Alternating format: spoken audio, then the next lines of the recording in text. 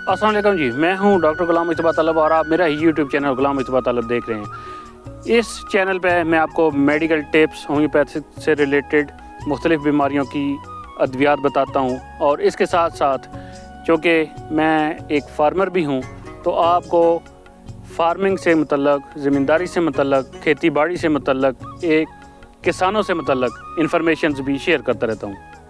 ये जो खाद है, एक तो पहला मसला तो ये है कि हुकूमत इसको बहुत महंगे दामों में मुहैया करती है।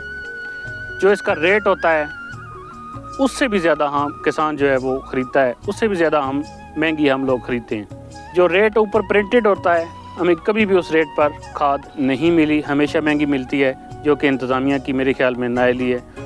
जब किसान का फसल तैयार होता है तो फिर उसे जल्दी वो बिकवा दिया जाता है, उसको होल्ड नहीं करने दिया जाता। आती है खाद की, किसानों की मदद करने की, तो तब हुकूमत बेहिस नजर आती है। अब खाद जो है वो सिर्फ ये एक मसला नहीं है कि ये महंगी है, बल्कि एक और प्रॉब्लम भी है कि ये खाद हमें बाज़ार में असली मिलती भी नहीं है। जैली खाद भी जो है वो भी सर्कुलेट कर रही होती है और हमारे भोले भाले किसान जो हैं वो महंगे दामों उसी जैली खाद को लेकर अपनी ज़मीन में डालते हैं और खातर खार नताइज नहीं मिलते। तो क्या वो ऐसा आसान तरीका हो जिससे किसान घर पे इस बात का अंदाज़ा लगा सके कि आया कि ये खाद जो है वो असली है या फिर नकली है? तो उसके लिए मैं 3 टिप्स आपको बताता हूँ, घरेलू टिप्स। घरेलू सतह पर आप अपने घर पे ये एक्सपेरिमेंट कर सकते हैं और अंदाज़ा लगा सकते हैं कि डीलर जो है वो आपको खाद या दुकानदार जो है आपको खाद कैसी दे रहा है। सबसे पहले जी आपने करना ये है कि DAP के खाद का दाना लेके DAP खाद का दाना लेके आपने अपने नाखून से उसे तोड़ने की कोशिश करनी है। अगर तो दाना ना टूटे मीन्स दैट के खाद ठीक है, और अगर नाखून से दाना टूट जाए तो इट मीन्स दैट के खाद असली नहीं है, नकली है। टिप नंबर 2 जी वो ये है कि आपने चूना लेना है और चूने को आपने पानी में भिगोना है और उस थोड़े से चूने को थोड़ी सी खाद के साथ आपने मिक्स करना है। अगर तो बहुत तेज़ किस्म की स्मेल आई तो इसका मतलब ये है कि खाद असली है, और अगर किसी किस्म की कोई स्मेल ना आए मीन्स दैट कि आपकी खाद जैली है, वो असली खाद नहीं है।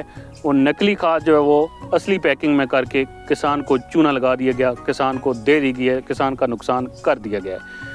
तो स्मेल आना बहुत ज़रूरी है जी, चूने का पानी उसके साथ मिक्स करने में।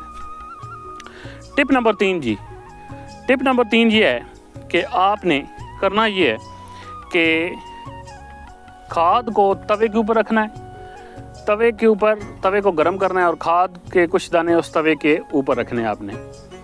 अगर वो दाने फूल जाएं तो इसका मतलब ये है कि खाद असली है, और अगर दाने ना फूलें तो इसका मतलब ये है कि ये खाद जो है जैली है और किसान को एक जैली खाद महंगे दामों थमा दी गई है और उसकी फसल जो है वो उस तरह नहीं होगी जिस तरह की वो ख्वाहिशमंद है, और उसका सरासर इसमें नुकसान है जो कि एक ज़्यादती है। तो ये घरेलू कुछ टोटके मैंने आपको बताए हैं। घरेलू तरीके पर, घरेलू सतह पर, डोमेस्टिक लेवल पे ज़मींदार आसान तरीके से खाद का कुछ ना कुछ अंदाज़ा लगा सकता है कि ये जो मैं खाद में लेके आया हूँ, ये 13-14 हज़ार का जो एक बैग में लेके आया हूँ, आया कि ये असली भी है या नकली भी है।